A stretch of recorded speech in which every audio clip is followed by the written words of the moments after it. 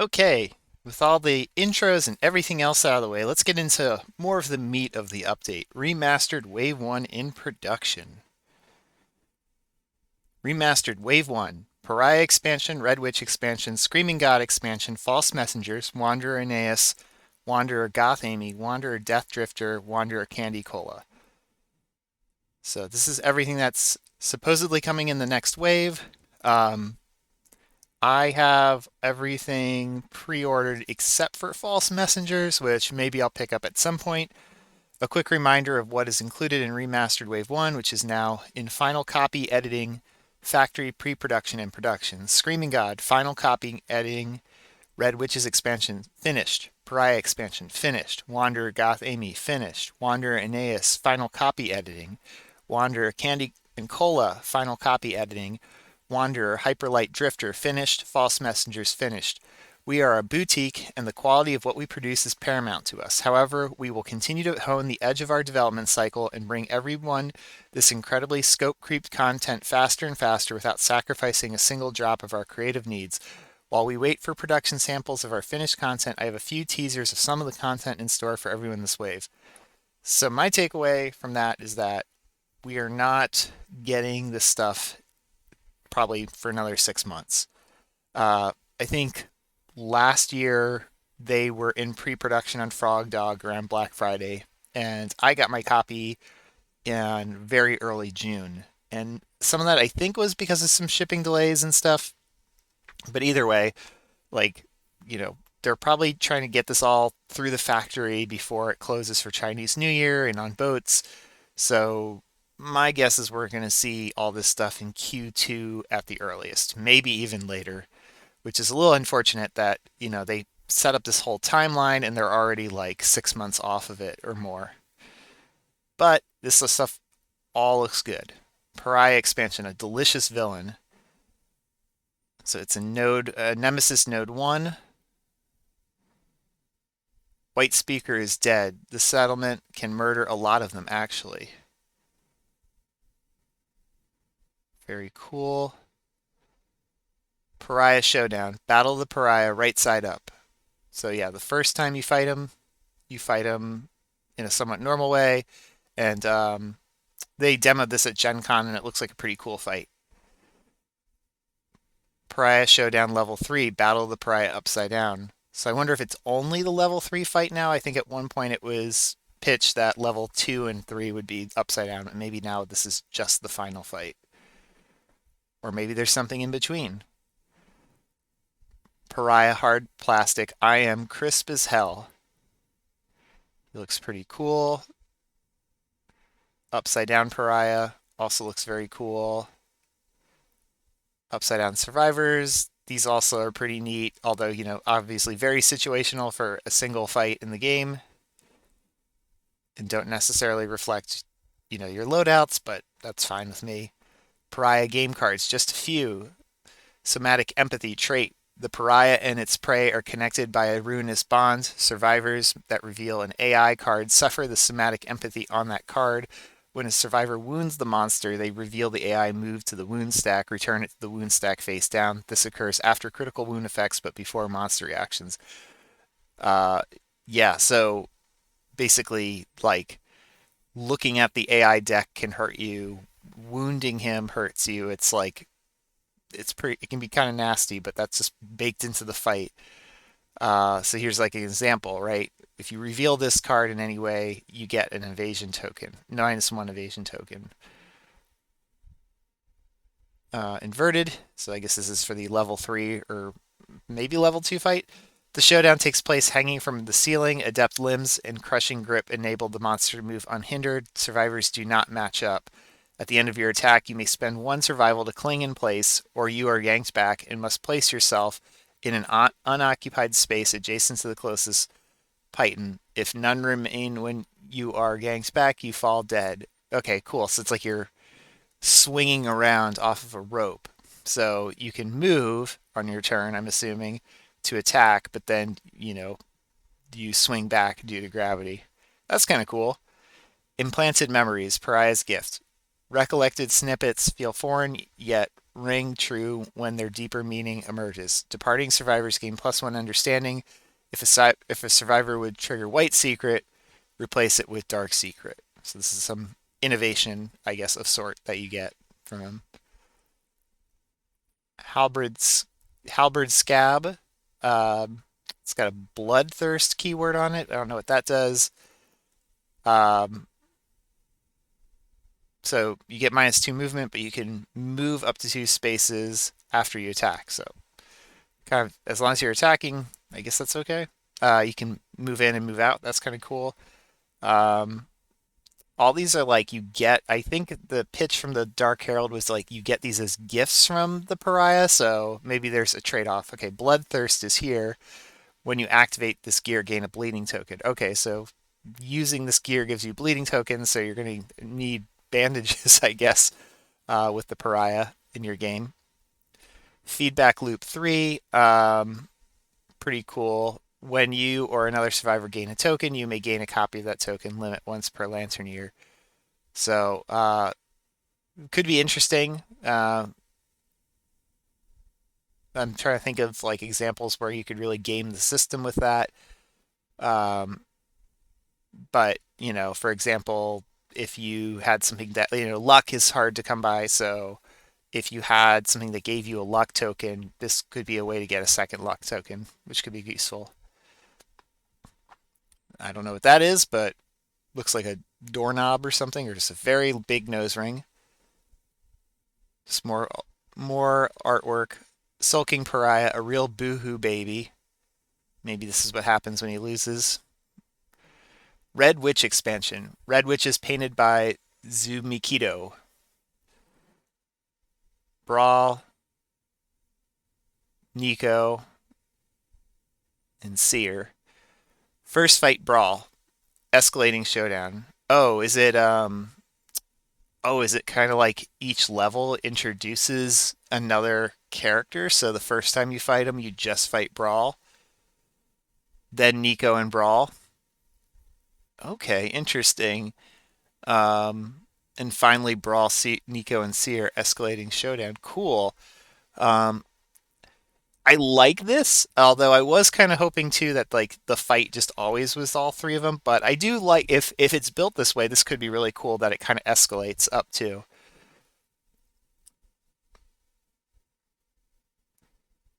42-page rule book, so much lovingly illustrated artwork. This all looks very cool. Fade, stealing the sword of silence. So there was talks about like there being some interaction with Fade in the Red Witches, I believe, but there was also talks about there being interaction with Percival with Black Knight, and then it didn't end up being like a direct interaction. So like, because some of these white boxes are hard to come by nowadays, and I thought they were just going to reprint them, but we'll see how Fade is integrated because I never did get a copy of Fade or Percival. Use the red cloaks, explore their horrors, swap into the Elastomer mines, brave a devious gathering table. Yes, that was another thing they talked about that, you know, basically the Black Knight uses or the squires gather elastomer for his statues to make them rubbery and bounce off of them, and hold them in place. And they talked about how like there's going to be some interaction with like elastomer and the Red Witches, and it sounded like there was going to be some synergy of sorts between the Red Witches and Black Knight, but well, who knows? Maybe that's going to be talked about in just a second. All right, no way that I'm going to be able to read all that. Um, they purposely made that small, but let's try. Oh, okay. I don't think we're going to be able to do it. Oh, maybe. No, I don't think it's readable. But you can see this is like sort of your classic gathering table for Kingdom Death, where you have to roll like very well multiple times in a row to get some high level rewards, kind of like Noodling of Death or um, uh, was it Mineral Gathering? Build the black and red armor, harness its power. Okay, so yeah, they think this was supposed to be some sort of synergy between the Black Knight and Red Witches, but maybe that's not an actual synergy. Sanguine in extrusion. So yeah, there is a looks like a gear crafting table in the rule book. Uh, can't read it from here. Once again, confront the seer, challenge her omniscience, and there you go. This was teased. I saw a tease for this right in the Pledge Manager. Red Witch Trials synergy with the Pariah expansion. So I think this is the first official synergy that they've introduced into the game. You know, they've teased a lot of them coming in campaigns of death, but it's cool to see that they're starting to add them already. Not sure what you do with it, but cool to see that there is an official synergy. Game cards, Cult Secrets, Brawl, Discouraging Presence. Survivors may only encourage or fist pump during their act. Hollow Heart, Survivor Status. When you lose or spend survival, you gain a bleeding token. Seer's Life. Use a D10 to indicate Seer's life. Seer cannot be defeated while Brawl or Nico remain on the showdown board. Red Cloak. Accessory, Selfish. I forget, Selfish I think is a keyword we've seen before. At the start of your act, gain a bleeding token. Okay, so a lot of bleeding going on in these expansions. After hunt phase setup, place the red incursion event on any hunt space.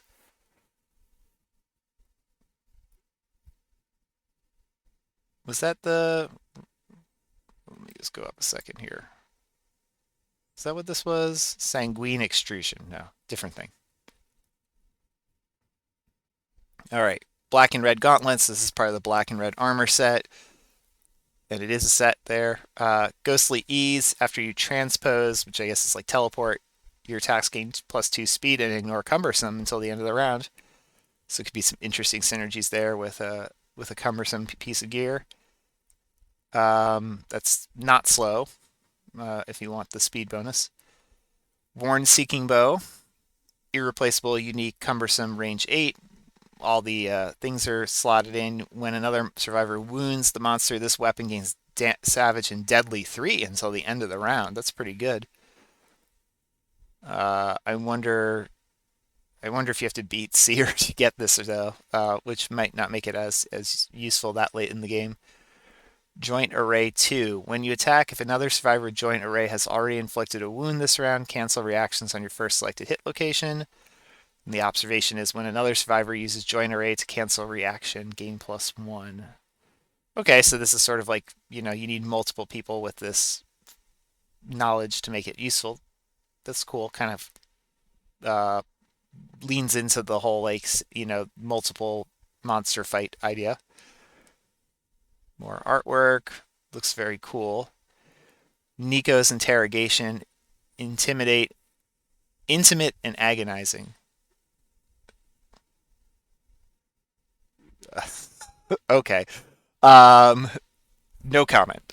Screaming God expansion.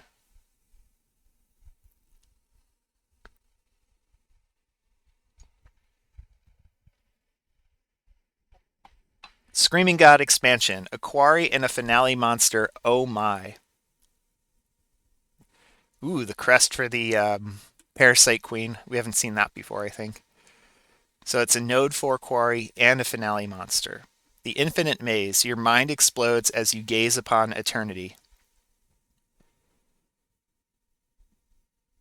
I'm loving the artwork for the Screaming God. So cool.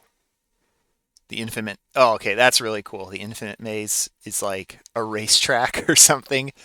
Um, very cool.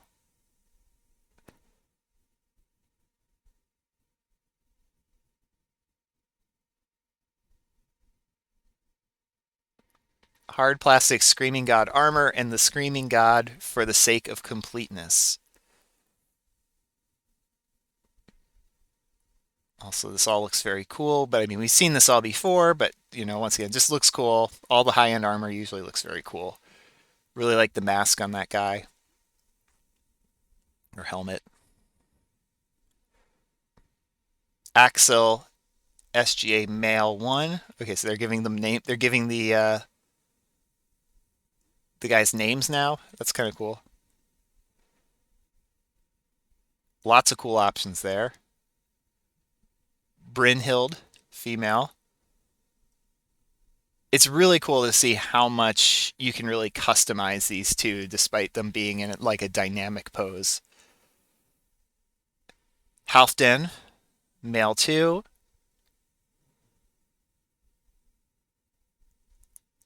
Annalie, female one, or was this female two? I mean, it said female one, but I think they meant female two. They probably meant female two, just from multiple angles. This is a pretty dynamic pose. You can't really see the face very well. Screaming God game cards. No Parasite Queen spoilers. They're really keeping that one under lock and key. Endless Horizon. The monster's movement is unlimited. It easily outpaces the survivors. At the start of each round, the battle speeds into new deadly ground. Draw a Horizon card. The Stampede. When terrain enters the Stampede, archive it, even if it is indestructible. When a survivor enters the Stampede, they die, do not gain the benefits of your death principle. If they inexplicably survive, Eternity's Consonance. Oh, so interesting. There's a couple, you know, fighting arts or sorry, knowledges and other things in the game that may cause you to inexplicably survive a death. So this is a way to trigger maybe a specific story event. That's kind of cool. Um, See, now I'm wondering if this is how you like uh, trigger like the Parasite Queen showing up or something like that. Uh, I also like, even though I said, oh, I don't want 3D terrain, if they ever did sell that 3D terrain for like the Stampede, I will buy that because that's really cool looking. Parkour, fighting art, not a knowledge. When you spend movement, you may move through spaces occupied by the monster, impassable terrain, and monster impassable terrain. Interesting. So there's monster impassable terrain. I don't know if we've seen that before, but I could be wrong. Drifting turns, another fighting art. During a maneuver that requires you to spend movement or movement and activate to move in a straight line, you may change the direction of your movement by 90 degrees, limit once per round. That could be cool. All right, then the armor set, uh, value 9, so close to the king set in terms of power or armor value. Boss is swift. While you are the most insane survivor, all survivors have +1 movement. On arrival, gain +5 insanity. Alpha Gambison. When you spend movement, roll 1d10 on a result of 8 plus, gain 1 survival. That's okay, but kind of a weaker bonus than the you know, well, I guess it's the armor set survival bonus for like Rawhide, where you can gain a survival on a 6 plus. And then this is some resource cards art. We've seen this before, but it's still very cool. Max velocity. After being chewed by the undermaw, you get power vomited from its mouth. Awesome. She looks so happy. She looks so happy about this. Wanderers. We just showed these off, so here is some artwork we have not shared yet. Very cool, like these like wolf fox girls or wolf girls. I wonder, no, that's not the ring-tailed fox, but very cool. This is Aeneas. Is she eat? She's eating a human, I think, or something. I don't know. There's like an eyeball in it. Maybe not. Maybe it's that wolf she's eating. Does he have an eyeball? It's like, anyways, they uh they have differing opinions on her. But I guess her like thing is she's gonna like a lot of it has to do with like eating food. Candy and cola, uh, like kind of like the more like anime, cutesy artwork they have for it. Oh, like this little guy down here. Is that? I don't know which one's candy and cola. I don't know. I think this is Hyperlight Drifter.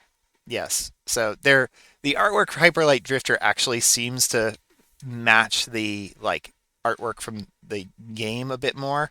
So I wonder if they had their artists work on this. I did notice, obviously this is a licensed product. I did notice on the Wanderer book that there was specific branding for Heart Machine on it. And if you haven't played this game, it's really good. Solar Ash was so-so, but Hyperlight Drifter was really good. If you haven't played that, uh, here is somebody fighting a Spidicules. Oh, Goth Amy. Sorry, I didn't see her there for a second. And here's Goth Amy fighting like a horde of monsters or something. All right. 2024 in review. Let's go ahead and read this too, since this is probably pretty short. This past year has been quite eventful for us. We managed to fulfill the Black Knight expansion, the Frog Dog expansion, the Ultimate Showdown board, and knocked out a few smaller rewards in our classic Death Dice and Roll Survivors. We also delivered on our Kickstarter pledge t-shirts, which featured some of my personal favorite designs of all time. In our continued efforts to increase fulfillment flexibility and decrease the burdens of shipping to our backers, we also debuted the Dark Treasury this year. Our first beta test with the Treasury have been very promising. I was a beta tester, and we look forward to expanding its capabilities in the future to provide users with even more freedom with their pledge rewards. More on that later. And here's pictures from Gen Con. This year was also an unprecedented year of engagement with the community. The Community Garden initiative we began last Black Friday has allowed me the The Community Garden initiative we began last Black Friday has allowed me the answer has allowed me to answer more backer questions this year than ever before. Yeah, I think I like the Community Garden thing a bit more. Where there's this kind of massive thread that in the Kickstarter comments where you can ask questions and then he kind of grabs them. He doesn't necessarily answer them all, but rather than reply directly to comments and then you have to sort of fish through the comments looking for his replies. Um, he'll just post them so everyone can find them pretty easily.